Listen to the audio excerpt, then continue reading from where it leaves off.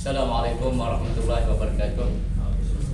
Alhamdulillahirabbil alamin wassalatu wassalamu ala asrafil anbiya'i wal mursalin sayyidina Muhammadin wa ala alihi wa ashabihi ajmain. Rabbi shrah li sadri wa yassir li amri wahlul 'uqdatam min lisani yafqahu. Subhanaka la ilma lana illa ma 'allamtana innaka antal alimul hakim. Wala haula wala quwwata illa billahil aliyyil azim. Terima kasih Muslim Majlis yang dihormati para hakim yang bijaksana, Pak Sandy dan tuan-tuan dan puan-puan yang dirahmati Allah Subhanahu wa taala. Pada malam ini saya memilih tajuk di sekitar di Indonesia ini saja. Tidak di luar negara ataupun tokoh-tokoh yang lama. Tapi melihat realiti yang berada di hadapan mata kita sendiri berdasarkan kepada pandangan yang saya lihat. Tidak kita melihat kepada soal politik. Kita tepikan soal politik, ya kira mana politik, tapi kita melihat ketokohan beliau sebagai seorang pemimpin yang kita perlu ambil kira dalam melaksanakan tuntutan sebagai manusia.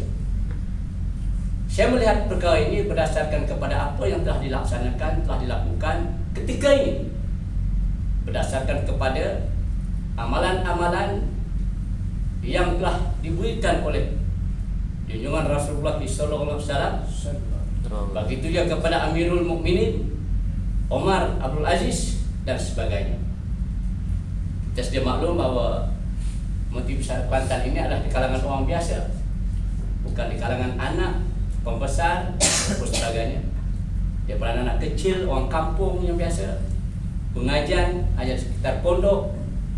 Kemudian singgah kepada di India, Pakistan dan juga di Al-Azhar, Mesir dalam bidang perundangan dengan ilmu yang kita tidak boleh nafikan dalam soal agama. Dan beliau ini juga adalah merupakan orang yang telah dianugerahkan 50 tokoh berpengaruh Islam di peringkat dunia.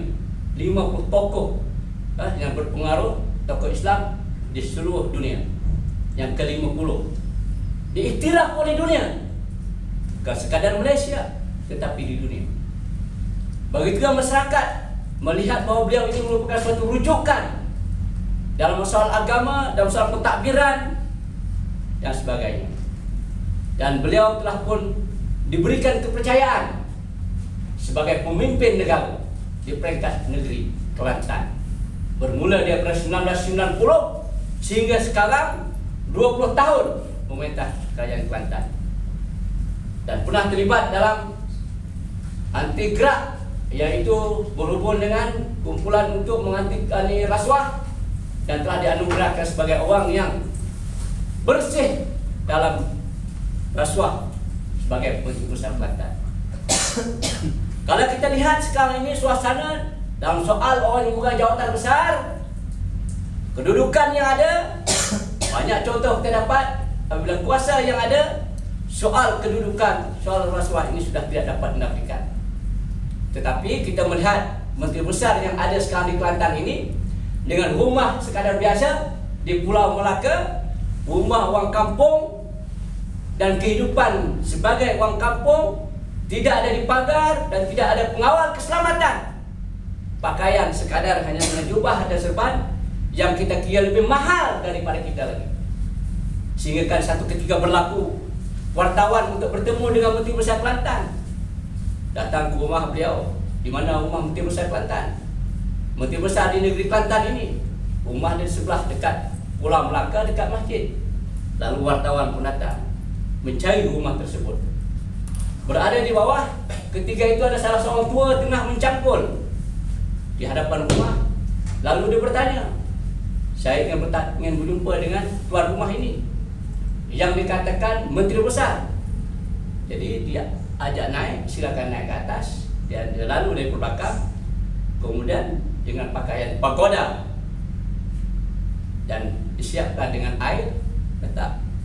Lalu duduk dan diajak minum. Tidak menyuruh isteri untuk meletakkan air, dia sendiri yang meletakkan air. Lalu ditanya, saya ingin berjumpa dengan Menteri Besar, di mana? Lalu dikenakan saya Menteri Besar. Maka terkejut wartawan daripada luar negara. Rupanya inilah menteri besar. Dan ini juga telah dilakukan oleh Saidina Umar. Dilakukan oleh Saidina Umar ketika memerintah ketika itu. Di manakah rumah menteri ketika itu? Khalifah Umar. Khalifah Umar tidak ada rumah, hanya sebuah pokok saja, tuan-tuan. Begitu Khalifah, begitu juga yang lain. Ini diajar dan dilakukan oleh Menteri Besar Kelantan. Begitu juga di dalam tempat pejabat beliau apabila untuk melaksanakan sembahyang, maka ditutup lampu kerana ini melibatkan duit kepada duit kerajaan. Ditutup bergelap, agak gelaplah untuk melaksanakan ibadat kepada Allah Subhanahu Wa Taala. Ini kepimpinan. Dan kita melihat bahawa kepimpinan ketokohan ini tidak boleh dinafikan. Cuma soal kadang-kadang soal politik timbul persepsi dan sebagainya. Perkara ini yang timbul menyebabkan kadang-kadang kita keliru dalam soal ini. Tetapi hakikatnya bahawa 20 tahun memerintah dengan keadaan beliau yang ada satu ketika diberitahu bahawa duit yang begitu banyak, bahal cek pun pernah tendang dalam diberikan kepada orang lain. Menunjukkan bahawa 20 tahun memerintah di Kelantan tidak ada satu perkara yang boleh diragukan. Cuma soal isu politik yang timbul, maka jadilah perkara-perkara yang kita melihat keadaan sekarang ini. Tapi hakikatnya beliau adalah merupakan tokoh ketika ini yang telah diiktiraf oleh peringkat dunia dan pernah juga menjadi saksi di antara perang Arab Israel ketika itu. Dan ini merupakan suatu perkara yang kita rasa ketika ini tokoh yang telah pun melaksanakan suatu tuntutan soal kepimpinan yang telah diajar oleh Rasulullah SAW kepada manusia. Dan tuntutan ini dilaksanakan kerana apa? Kerana melihat bahawa amanah yang dilaksanakan ini ada berkaitan dengan akhirat. Maknanya manusia ini sudah maklum, bagi orang yang beriman kepada Allah, amanah yang diambil ini sudah tentulah dilaksanakan dengan sebaik mungkin, dan ini akan disoal oleh Allah Subhanahu Wa Taala. Saya rasa sekadar itu saja sebagai pandangan yang saya lihat. Dan ini suatu perkara yang saya ambil kira, mudah-mudahan menjadikan suatu perkara yang boleh kita berkongsi dalam soal ini. Wabillahi taufiq wal hidayah. Assalamualaikum warahmatullahi wabarakatuh.